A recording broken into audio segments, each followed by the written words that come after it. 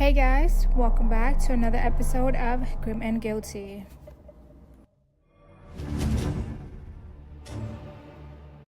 Some mysteries don't happen in the shadows, they happen in broad daylight, in full view of family, friends, and strangers.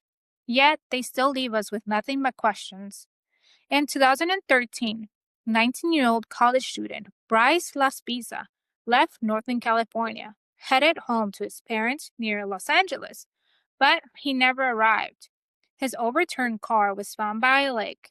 His phone, wallet, and laptop were inside, but Bryce himself was gone. Did Bryce walk away from his life? Did something happen to him after the crash? Or was his disappearance the result of something no one saw coming? Bryce David Laspisa was born April 30th, 1994, in Illinois, the only child of Karen and Michael Laspisa. He grew up in a tight-knit family. Friends say Bryce had an easy smile, a love for art, and a knack for making others laugh. In 2012, the Laspisas moved to Laguna Niguel, California, while Bryce enrolled in Sierra College in Rockland, near Sacramento. He was studying graphic and industrial design, and by sophomore year, seemed settled. He had friends, a serious girlfriend, and was doing very well academically. But in August 2013, his life seemed to take a sudden turn. On August 27, 2013, the early red flags began to show. Friends and family began noticing Bryce's behavior changing. His roommate, Sean Dixon, said Bryce was staying up all night, playing video games, drinking heavily, and taking Vyvanse, a prescription stimulant often used for focus and energy. But it wasn't prescribed to him, and combined with alcohol, it can cause mood swings, paranoia, and crashes. That night, Bryce texted his girlfriend Kim saying she'd be better off without him. On August 28, 2013, Bryce gave away his Xbox and a pair of diamond rings his mom had given him. To friends, it looked like he was preparing for something final. He drove to Kim's house late that night and broke up with her abruptly, without much explanation. Kim thought he was acting strangely and tried to stop him from leaving. Then around midnight, Kim called Bryce's mom, Karen. Karen reassured her that if Bryce wanted space, she should let him go. Kim eventually allowed Bryce to leave. On August 29, 2013, Bryce began driving south toward his parents' home in Laguna Niguel, a 7 to 8 hour drive. He made it into Buttonwillow, a small town along Interstate 5. And at 9 a.m., he called his mom to say that he'd stopped to rest. But by noon, he was still in Buttonwillow. Concerned, Karen called a roadside assistant. A worker named Christian found Bryce sitting in his car, alert, but oddly lethargic. Over the next 13 hours, Bryce stayed in Buttonwillow, moving his car only short distances. He bought gas, sat in parking lots, and seemed stuck. His mom spoke to him multiple times by phone. Each time he insisted that he was fine and just needed to rest. Then on August 30th, 2013, 2 a.m., Bryce finally got back on the road. Around 8 a.m., a California Highway Patrol officer found his Toyota Highlander overturned on a dirt axis near Castaic Lake, about 90 minutes from his parents' home. Tire tracks suggested that he accelerated down the embankment intentionally. Inside the car were his phone, laptop, wallet, and clothes, but Bryce was gone. Within hours, search teams, helicopters, and dogs were deployed. Bloodhounds tracked Bryce's scent from the car to the edge of the lake. Divers searched the lake multiple times but found nothing. A massive volunteer search took place in the nearby hills, tunnels, and campgrounds.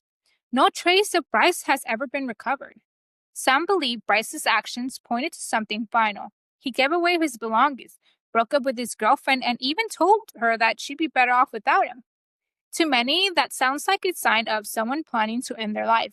And when investigators saw the crash site, the way his car seemed to accelerate off the road, that possibility only grew stronger. But no body was ever found. Others see the case as less than planning and more about a young man unraveling. The mix of alcohol and the drugs, the long hours awake, the sudden mood swings, it could all point to a mental health crisis. If Bryce was disoriented, confused, or paranoid, It's possible he wandered into the wilderness after the crash and never made it out. Then there's the idea that Bryce wanted to disappear on purpose. That button willow delay, 13 hours in the middle of nowhere, feels strange, almost like he was hesitating. Some wonder if he staged the crash to make it look like an accident, then walked away to start a new life. And while that sounds far-fetched, there have been some unconfirmed sightings of men who look like him in homeless communities across California. And finally, there are those who can't shake the darker possibility: foul play. Castaic Lake has remote corners, transient camps, and little police presence at night. Could Bryce have encountered someone after he left the car? There's no hard evidence for this theory, but someone vanishes so completely, every possibility feels worth considering. The Laspisa family has never stopped searching. They held vigils, worked with private investigators, and an active Facebook page for tips. Every year on the day, they post a picture of Bryce mentioning yet another year has passed. Police say they still receive occasional leads, though none have proven credible. As of 2025, Bryce has been missing for nearly 12 years. The disappearance of Bryce Laspisa isn't just mysterious, it's unsettling because it feels so close, so ordinary. The college student driving home, gas stations, phone calls, roadside checks, dozens of points where something could have changed the outcome, and yet nothing. If Bryce is alive, he's a young man who's lived more years missing than he did before he vanished.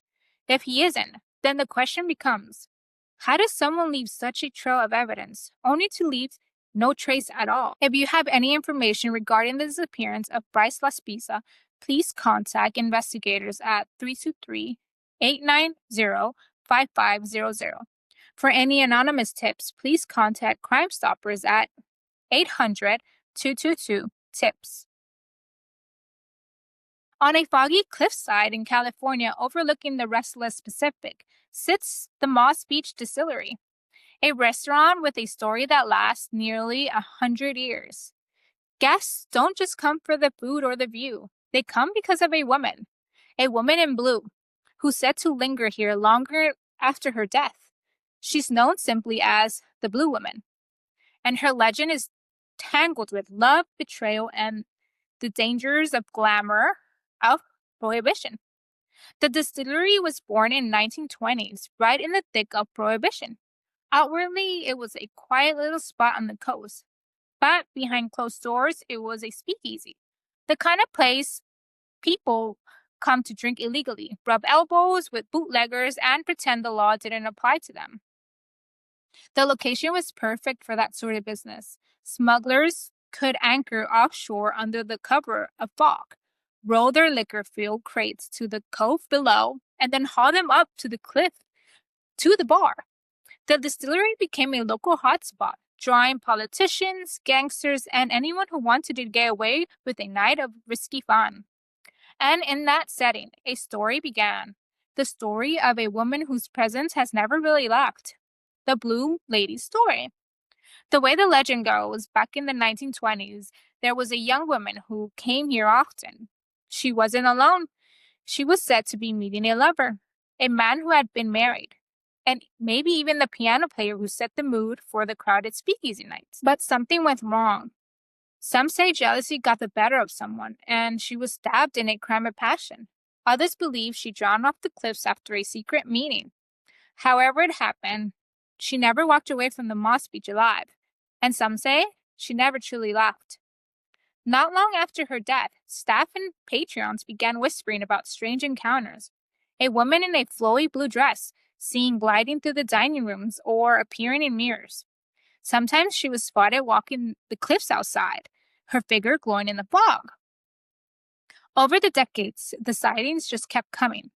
In the 1940s and 50s, employees cleaning up after hours reported cold spots and flickering lights, even when the power was steady. By the 1960s, diners were saying their silverware or glasses slid across the table as if nudged by invisible hands. One of the most famous stories came later. A glass of wine sitting untouched suddenly lifted and slid down the table in front of multiple witnesses. Another account described jewelry unclasping from a woman's wrist and falling on the floor, as if the Blue Lady had been inspecting it herself. Children especially seem sensitive to her. Parents tell of their children describing the pretty lady in blue, even when the adults hadn't mentioned the ghost at all. And she isn't confined to the dining rooms. Guests who wander the cliffs at night, where the waves crash against the rocks, have reported seeing her silhouette near the edge, her dress whipping in the wind. Some say she gestures, almost beckoning them closer. Her haunting is one of the most well documented on the West Coast. People describe icy cold patches that move through the air as if someone is walking past them. Alarms are tripped when no one is inside. Security footage has caught unexplained shadows, and the sense of being watched, especially at night, is something the staff talk about openly. The restaurant has leaned into its reputation, even appearing on shows like Unsolved Mysteries. But even with cameras rolling, the skeptics watching, the stories haven't gone away. Now, when it comes to who the Blue Lady is or what she represents, the theories split in a few directions.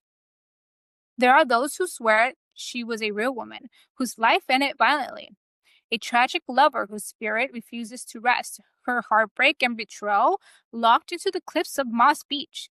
The consistency of the sightings, a woman in blue, always described the same way, keeps this theory alive. But there's another idea, one that's less about one person, more about an era. Some suggest the Blue Lady isn't tied to a single identity at all.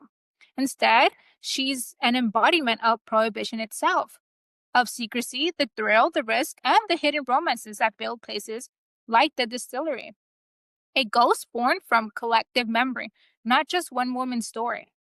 And then, of course, there are skeptics. They point out that the Moss Beach Distillery benefits from its haunted reputation. Ghost stories draw tourists.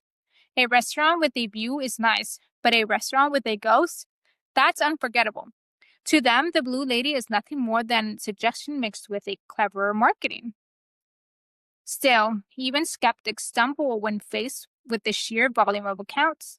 Too many people, across too many decades, have reported seeing the same woman wearing the same blue dress, moving through the same rooms. The Blue Lady of Moss Beach Distillery is more than just a ghost story. She's part of the fabric of a place. The romance, the danger, the lingering mystery of the Prohibition years. Whether she's a restless spirit of a betrayed lover, a symbol of bygone era, or simply a story polished by time and reputation, she endures. And if you find yourself at the Moss Beach Distillery, sipping a drink while the fog rolls in, you might just wonder, is that chill in the air from an ocean breeze or from the Blue Lady, drifting quietly throughout the room?